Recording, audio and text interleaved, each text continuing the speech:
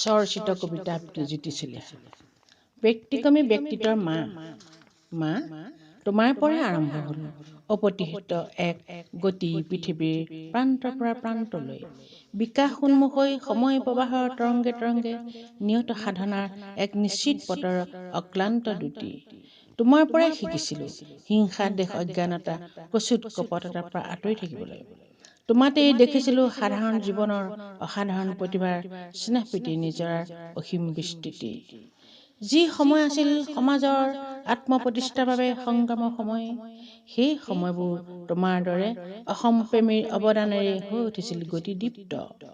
সেই সময় ভাষা সাহিত্য সংস্কৃতিৰ সমৃদ্ধ কৰাৰ সময়, নিজৰ ত্যাগেৰে শক্তিশালী স্বকীয়তাক প্ৰতিপন্ন কৰাৰ সময়।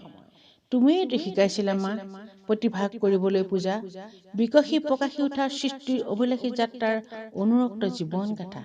তোমাৰ জীৱন পৰিক্ৰমাত এনে কিছু কঠোৰ বাস্তৱ আছে, এনে কিছু জীৱন তৰংগৰ পৰিচয় আছে, যাৰ পৰা আমি লাভ কৰো সহিষ্ণু শিক্ষা আমাক সুৰক্ষিত কৰিবলৈ সাম্য আৰু শান্তিৰ প্ৰতিষ্ঠাৰ বাবে।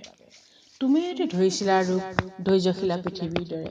মা, তোমালৈ সদায় মনত পৰে, তোমালৈ সদায় মনত পৰে মা। তোমাৰ যে আশীৰ্বাদত শান্তিৰ মন্ত্ৰ আছে, প্ৰেৰণাত আছে জীৱনৰ সমুজ্জ্বল আশা। আশাৰ ডেউকাত উঠি গুচি যাওঁ মই, মানুহৰ স্বপ্ন য'ত নীৰৱে অংকুৰিত হয়।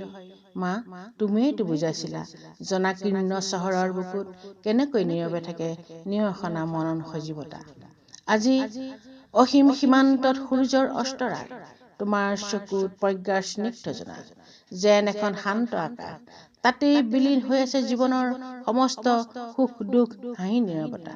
তাৰেই লাগি লাগি বাজি উঠে হৃদয়ত তোমাৰ মমতা তন্তু অপত্য প্ৰেম নিবিড়তা। মা, তোমাৰেই স্নেহ বিচাৰি প্ৰাণ গংগাৰ পাৰে পাৰে হেৰাই যাওঁ আমি, পাহৰি যাওঁ আমাৰ জীৱন জটিলতাৰ কথা। মা, তুমি চিৰজ্যোতিষ্মান, তোমাৰ স্নেহ পদধূলা প্ৰতি পতুষৰ দীপ্ত উজ্জ্বলতা লৈ আমালৈ বিলাই দিবা সুবাসিত সময়।